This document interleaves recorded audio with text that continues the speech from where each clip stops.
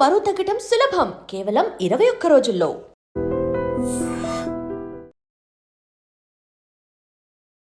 గణేష్ నిమజ్జనానికి సంబంధించిన శోభాయాత్రకు అన్ని ఏర్పాట్లు ఒకవైపు జరుగుతుంటే శోభాయాత్ర ఎట్లుంటుంది అండ్ ఖైరతాబాద్ వినాయకుడు ఎట్లా కదులుతాడు అంటే సెప్టెంబర్ 6వ తేదీ ఏ రోజు శనివారం రోజు ఖైరతాబాద్ వినాయకుడు ఎట్లా శోభాయాత్రగా బయలుదేరి నిమజ్జనం కాబోతున్నాడు. ఇట్లాంటివన్నీ ఒకవైపు అయితే ఇంకోవైపేమో మనకు తెలుసు బాలాపూర్ లడ్డు వేలం గురించి కూడా చాలా మంది వెయిట్ చేస్తూ ఉంటారు. ఇవి రెండే అతిపెద్ద ఇన్సిడెంట్స్ ఎక్కడైనా సరే. అంటే మన హైదరాబాద్కి సంబంధించి మాట్లాడితే గనక ఖచ్చితంగా బాలాపూర్ గణేష్కి సంబంధించి లడ్డు వేలం పాట ఎవరు దక్కించుకుంటారు ఏంది అనేది ఒక వార్త అయితే, ఇంకోవైపేమో ఖైరతాబాద్ వినాయకుడు శోభాయాత్ర ఇంకోటి.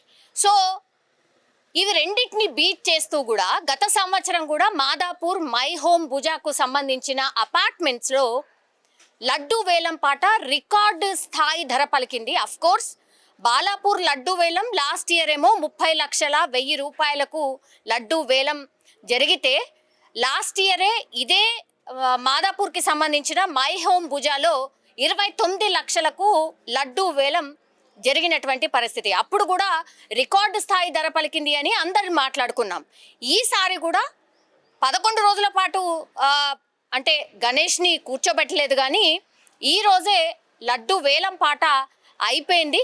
అందులో భాగంగా ఇప్పుడు ఈ మై హోమ్ భుజాకు సంబంధించిన లడ్డు వేలం పాటలో ధర ఎంత పలికింది లడ్డూది అంటే 51,77,777 రూపాయలకు ఏకంగా రికార్డు స్థాయిలో లడ్డు వేలం జరిగింది. అంటే దాదాపు 1/2 కోటిని దాటి కూడా ఈ లడ్డుని దక్కించుకున్నటువంటి వ్యక్తి ఎవరైతే ఉన్నారో ఆయన 29 లక్షలకు గతంలో మాదాపూర్కి సంబంధించిన ఇదే మై హోమ్ భుజాలో ఉంటూ లడ్డు వేలం పాట వాడిండు 29 లక్షలకు.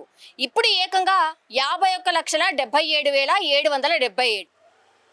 సో ఇట్లా మనకు తెలుసు కొంతమందికి చాలా మందికి సెంటిమెంట్గా కొన్ని నంబర్స్ ఉంటాయి. అందులో భాగంగానే ఇప్పుడు లాస్ట్లో మీరు చూడండి 5 డిజిట్స్ కూడా 77,777 రూపాయలు. సో ఇది నాకు గతంలో ఈ లడ్డు వేలంలో పాల్గొని ఆ లడ్డుని దక్కించుకున్న తర్వాత నాకు చాలా బాగా జరిగింది, నా బిజినెస్లో గ్రోత్ జరిగింది అనేటువంటిది చెప్తున్నారు.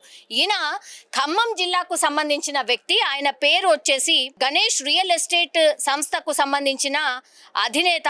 అండ్ ఈయన ఖమ్మం జిల్లా ఇల్లందు గ్రామవాసి యాక్చువల్లీ.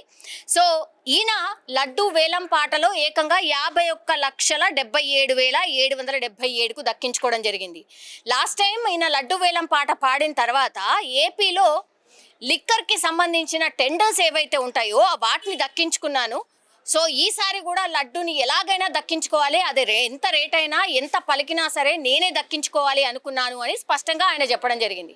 సో ఇట్లా లడ్డు వేలం పాటలో పాల్గొనడం అదొకవేళ సక్సెస్ అయితే మాత్రం ఎట్టి పరిస్థితుల్లో కూడా వదులుకోవడానికి సిద్ధంగా ఉండట్లేదు కొంతమంది. అందులో భాగంగానే ఇప్పుడు 2 ఇయర్స్ పాటు ఈ లడ్డు వేలంలో పార్టిసిపేట్ చేయడందే కాకుండా వేరే వాళ్ళు ఎవరైనా సరే ఎంత ధర పలికినా దీన్ని ఎట్లాగూ నేనే దక్కించుకుంటాను అనేది కూడా ఒక సెంటిమెంట్ పెట్టుకొని 1/2 కోటి పెట్టి మరీ ఇప్పుడు లడ్డుని సాధించడం జరిగింది. సో నాకు చాలా బాగా జరిగింది, నాకు గ్రోత్ అయింది, నా బిజినెస్లో నాకు చాలా మంచి జరిగింది కాబట్టి ఈసారి కూడా నేనే దక్కించుకుంటా అనుకున్నాను అన్నటువంటి మాట కూడా చెప్తున్నారు.